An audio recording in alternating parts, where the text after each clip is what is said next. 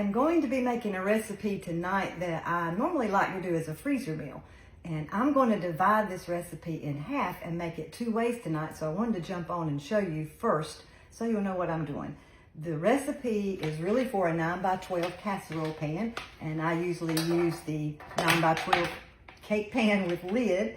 And tonight I'm going to divide it. So I could do that in 2 of our 8x8 cake pans with lid. But I'm going to make half of it in our mini loaf pan. If you followed me often, you know I love cooking things in our pans with the individual wells. So when I'm doing the video, you'll see me doing part of it as a freezer meal for this and part of it to cook now in our mini loaf pan. So it's a fun recipe and I can't wait to get started. And y'all, even me who cooks every day forgets to lay meat out sometimes, and my sausage is still almost frozen, but the micro cooker is going to take care of that, so that's no problem. So just in case you didn't know, you can cook frozen meat just as quick in the micro cookers too. So y'all stay tuned and let's put this together. I'll start by putting my partially frozen sausage in the 2-quart micro cooker, put it in the microwave for 3 minutes, drain any grease if needed, and then take the mix and chop and mix that meat up. Since I'm halving this recipe tonight, I need 1/2 pound for each one, so I used my scales and got it as close as I could.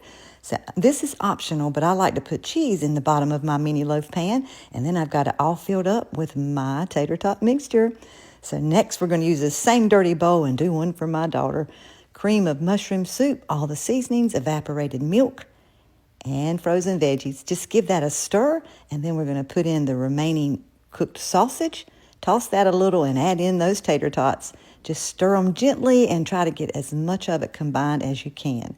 So now I'll put some cheese on the bottom of hers, put all that mixture in, and press it out as evenly as possible. So if this was a freezer meal, I would put the cheese in a separate container, press this foil down tightly to seal it, and put the lid on and freeze it. But Tegan has a soccer game tonight, so Mom's going to cook that one when they get home, and I'm going to cook mine in the mini loaf pan right now. I've got it topped with cheese, and the oven is preheated, and while it's cooking, I'll finish shredding the rest of my cheese. Y'all hear that sizzle? I have let them cool, and I'll take it out so you can see it better. I love cooking things in this mini loaf pan. So here is a closer look, and the crispy outside, and those tater tots are going to be delicious. I cut one open so you can see what it looks like on the inside. This just has the best flavor. So it's a win-win tonight. I've got 2 meals out of this recipe, one for us to enjoy tonight, and one for my daughter to cook when she gets home.